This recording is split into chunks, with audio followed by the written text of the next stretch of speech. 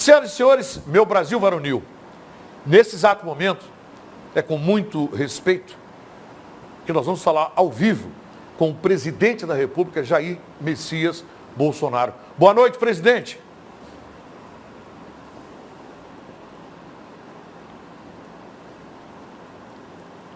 Boa noite, presidente.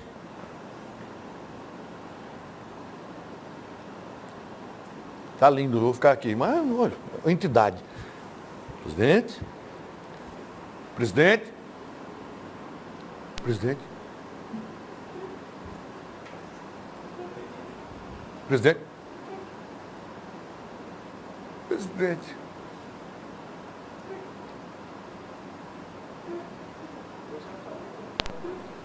Vamos, nesse momento, falar com o presidente da República, Jair Messias Bolsonaro. Boa noite, presidente.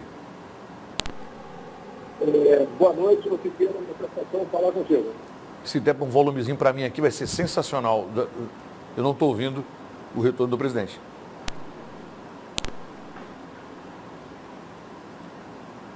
Vamos lá? Mais uma vez. Presidente, primeiro, muito obrigado por sua entrevista, muito obrigado mesmo.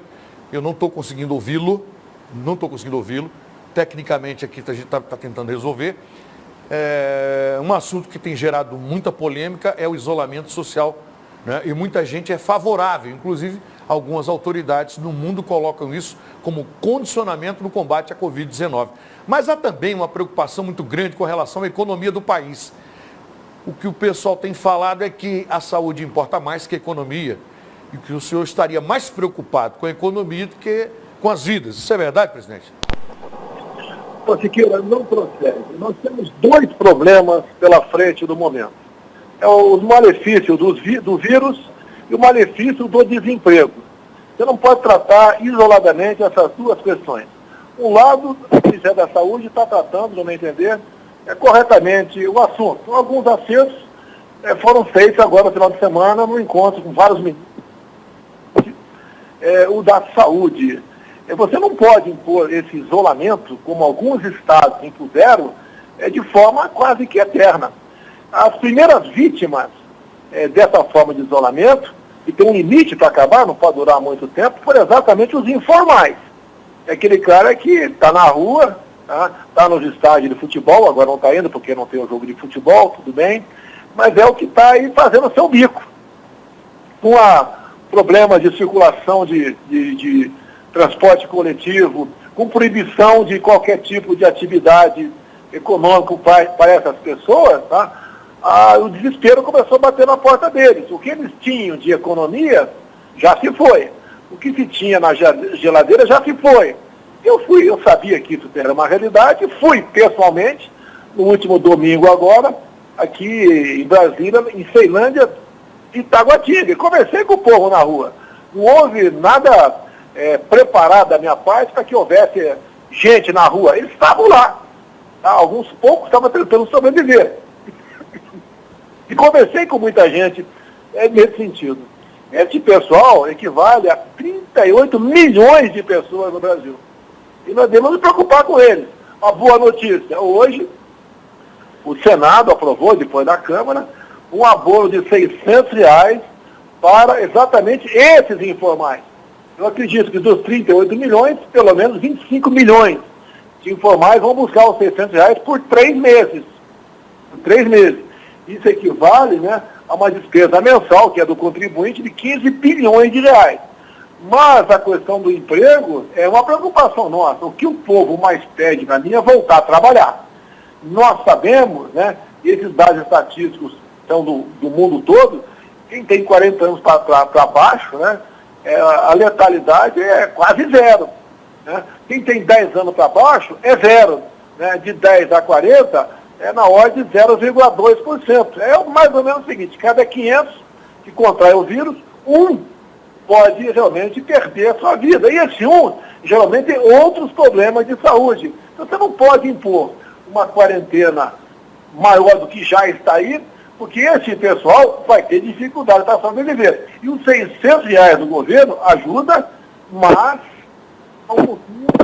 do que eles necessitam. Uma das pessoas que eu conversei agora em Taguatinga, ou Ceilândia, não me recordo, ela falou claramente, olha, eu sou responsável por alimentar 9 pessoas na minha casa. Entre essas 9 pessoas, vários netos. Não está dando mais. Não tem mais o que comer em casa. Então esse problema que nós temos. Não é economia e vida. Logicamente a vida é mais importante do que a economia. Mas se o desemprego vier como está vindo de forma violenta, né, dado ao não afrouxamento de algumas regras agora, vamos ter um problema seríssimo de amanhã para depois, que será as consequências do desemprego. Fome, miséria, irritação, depressão, e não sabemos onde isso pode desaguar. Presidente, me permita uma pergunta, me permita. O senhor disse o seguinte, para quem é atleta como eu, o senhor dizendo que é atleta, não vai passar numa gripezinha. E eu que não sou atleta, o que é que eu vou fazer, presidente? Olha só, se você não é atleta, tem problema de saúde, você tem que se preservar e muito. E outra coisa, ô Siqueira, olha só, ninguém está dizendo que, por exemplo, você ou eu, quem está nos ouvindo, não vai pegar a gripe, esse vírus, né? Esse vírus. Quase todo mundo vai pegar. Quase vai pegar. O que o governo está tentando fazer, os outros países fizeram, é fazer com que nem todos peguem ao mesmo tempo, porque tem gente que vai precisar de um atendimento médico e os hospitais estão superlotados. Sem o atendimento médico, a tendência de morrer aumenta. É esse o trabalho que se faz. Só que essa curva não pode ser esticada, né, de forma tão drástica, de modo que o desemprego venha de forma galopante. É esse o trabalho nosso. A questão de atleta. Eu disse sim. Eu, por exemplo, que já fui atleta, acabei de fazer 65 anos. Levei uma facada recentemente, resisti. Tá? Para mim, se esse vírus pegar em mim, eu não vou sentir quase nada. É isso que eu falei. Não falei que é uma gripezinha para todo mundo. A diferença distorce. Como você deve ter visto na Folha de São Paulo de hoje, dizem que eu fui passear em Ceilândia. É falta de caráter desse jornal. Fui passear na Ceilândia domingo. Domingo eu tive que ficar em casa, que a minha família foi lá para ver o povo. Senti falar, eu fui lá. E mais ainda, falei no vídeo meu que foi uma experiência que eu tive, que todos os políticos deviam tê-la. Para ver como é que está o povo no final da linha. Para ver como eles estão reclamando pela falta de emprego informal, estão com problema de levar um prato de comida para dentro da sua casa. Presidente, me permita. As pessoas que se aproximam de mim sempre perguntam, Siqueira, será que o presidente Jair Messias Bolsonaro não tem uma informação privilegiada e por isso tem essa segurança em falar que não é tão perigoso quanto se desenha na imprensa, que não é tão aterrorizante quanto se desenha na imprensa, porque, lamentavelmente, ligar a televisão hoje é um desespero, principalmente para os mais velhos, né? Porque morreu um, morreu dois, Itália morreu 3, na África morreu outro, enfim. Então, me perguntam sempre, Siqueira, será que o presidente Jair Messias Bolsonaro, ele não tem uma informação privilegiada, ele, por ser um militar do Exército Brasileiro, ele que tem o conhecimento, né, militar, o senhor não teria, o senhor tem é só esperança de brasileiro, enfim, o senhor teria essa resposta? Olha, o que eu posso dizer é o seguinte, né, o pânico é uma doença. O povo entrando em histeria, tá? Os malefícios desse clima serão muito maiores do que o do próprio vírus. Tá? Eu tenho 65 anos. Se fosse algo terrivelmente mortal para mim, obviamente que talvez eu estivesse na rua, mas eu sou chefe de executivo. Eu sou o líder de uma nação. Eu tenho que estar do lado do povo brasileiro. E assim eu estou me comportando.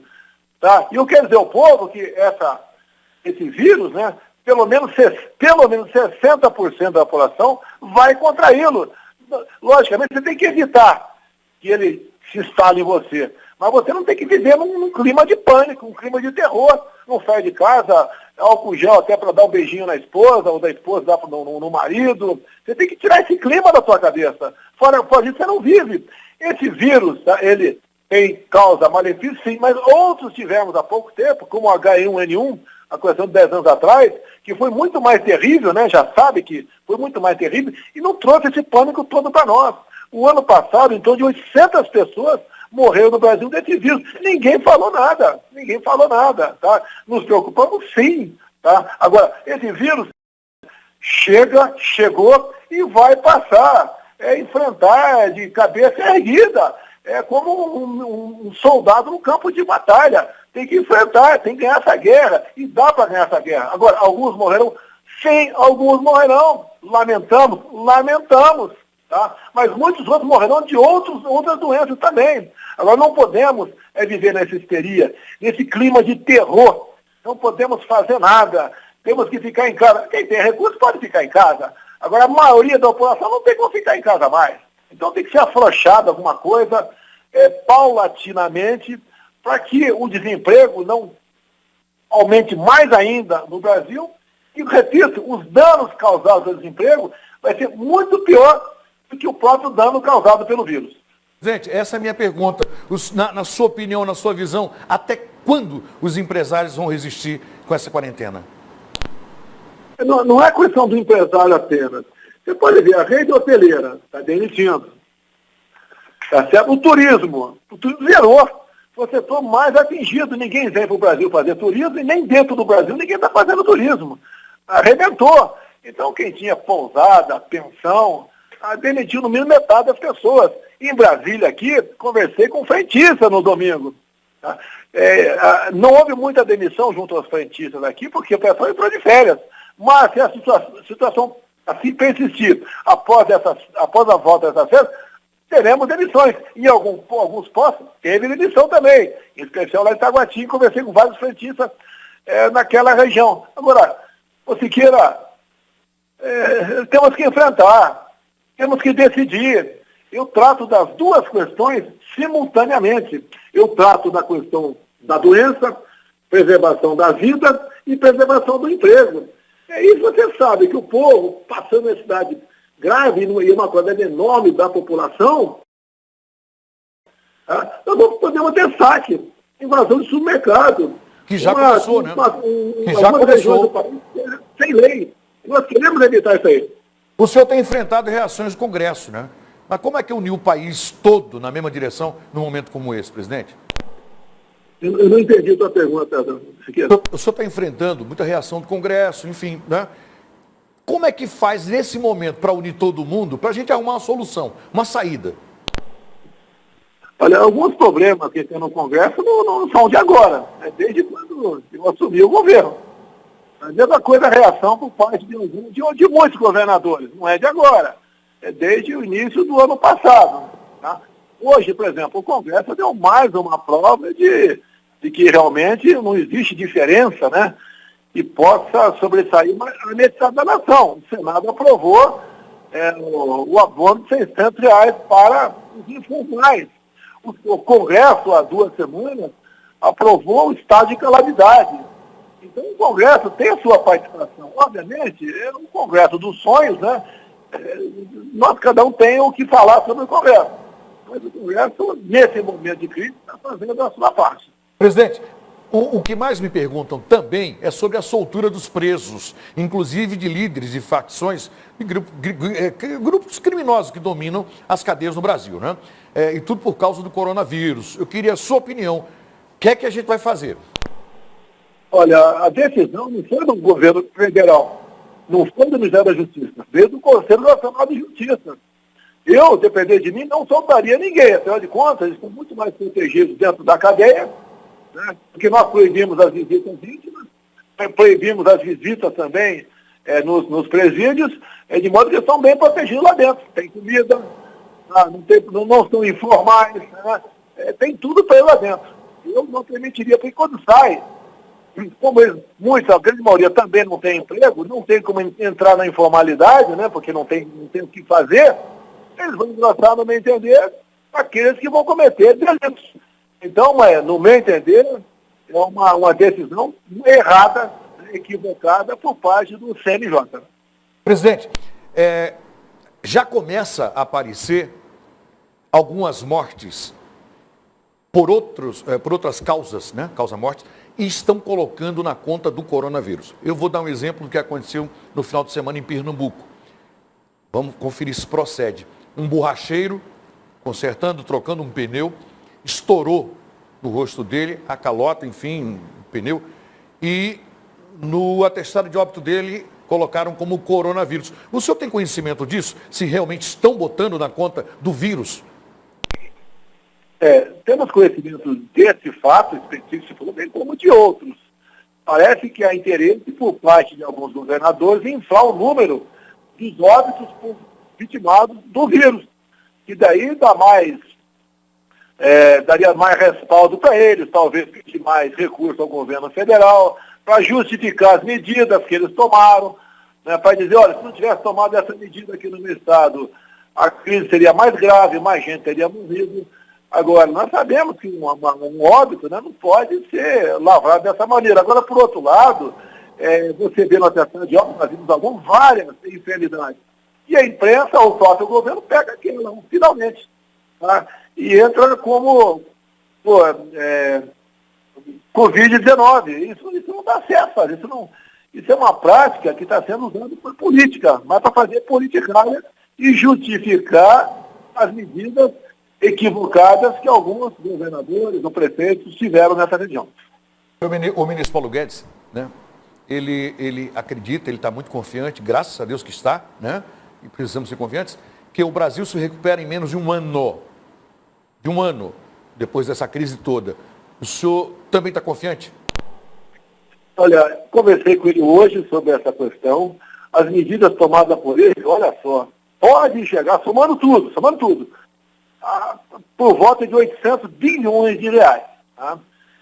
Falou alguma coisa reservadamente, me permite não te dizer, tá? Mas o que ele expôs também hoje, essa possibilidade de recuperar em um ano, né, a economia é possível. Nós daqui, quando acabar essa crise, né, mais um ano, voltarmos ao estágio que estava em janeiro agora. Isso é possível, sim. Afinal de contas, como eu conversei com o Tarcísio hoje da infraestrutura, né, os nossos portos, né, cresceram 20% agora nesse último mês de fevereiro. Cresceram 20% com a questão do vírus aí presente. Então, o Brasil é um país que ele funciona nessa área, né? O nosso agronegócio dá o grande exemplo nisso. Os nossos caminhoneiros que enfrentam dificuldades nas estradas, com os restaurantes fechados, por casas de autopeças, borracharia fechada, também estão enfrentando esse problema, também, né? No meu entender, medidas exageradas por parte de alguns governadores e alguns prefeitos, mas tem mostrado que a nossa economia está reagindo. Agora, aqui dentro, nós sabemos que eu não tenho o número exato, mas, por exemplo, venda de carro deve ter caído 50%. Tá? Vários restaurantes, caiu aí 90%. Turismo, caiu 1%. Tá? Outras atividades, que era um pouco menos. Eu tenho visto, Siqueira, acredite, a polícia indo prender um barbeiro que estava cortando o cabelo do vizinho dentro de casa. Esse é absurdo. Chegou para mim informações, vimos fotografias do prefeito que resolveu botar caminhões de terra na entrada da cidade, para ninguém entrar na cidade dele. Se uma grávida tiver que sair para ir para o hospital, não vai sair. Se alguém sofreu um infarto, não vai sair da cidade também. Vi também um município do Rio de Janeiro que o prefeito determinou. Carro de placa de outra cidade não circula na minha cidade. Tá? O governador do Rio proibiu o transporte intermunicipal. Então o pessoal que mora na Baixada Fluminense não pode ir para o centro da cidade. E 40% dos enfermeiros dos hospitais moram na Baixada Fluminense e trabalham na capital. Então essas medidas todas que têm que ser evitadas de qualquer maneira para que o colapso não aumente. Então o Guedes tem sido um aliado excepcional nessa questão. Mostra-se uma economista realmente que tem coração. Não apenas números estão na sua cabeça, tem coração. Tem um espírito humanitário enorme, dado as medidas que ele tem tomado. Ao conseguirmos aqui furar o estado, o estado de calamidade, tá? Não está faltando recurso para a saúde e o desemprego, e combater o desemprego. Presidente, eu não vou tomar mais o tempo do senhor. Eu sei que o senhor está numa missão daquelas, né? Uma das mais difíceis, acredito eu, para um gestor político. Eu queria convidar só o meu elenco para agradecer ao senhor, esse tempo que o senhor deu para nós. Muito obrigado. Pedir a proteção de Deus ao senhor, para o senhor, que não lhe falte firmeza, saúde para conduzir esse país nesse momento. E que Deus lhe dê orientação mesmo, orientação divina, em nome da Rede Calderaro de Comunicação, da TV A Crítica, que sempre o recebeu com carinho e respeito. Quero agradecer a atenção do presidente, em nome do Sica, o pessoal da Rede TV, do Marcelo, do Amilcare, do França, toda a nossa equipe, do Sica, do Betinho, da dona Cristina Calderaro. Presidente, muito obrigado. Que o Senhor Jesus Cristo esteja com o senhor, lhe dando proteção, que proteja o nosso Brasil, que o senhor continue sã e continue nessa missão que não é fácil para ninguém. É muito difícil. Que Deus esteja com o senhor e salve o Brasil. Muito obrigado. Como tenho dito sempre, né, o nosso Brasil acima de tudo e Deus acima de todos. Tenho fé e tenho certeza que ele não nos faltará. Muito obrigado, Siqueira. Obrigado, presidente. Muito obrigado a todos. Obrigado, Brasil. Obrigado. E que Deus esteja com a gente, né? Estejam com todos nós. Amém.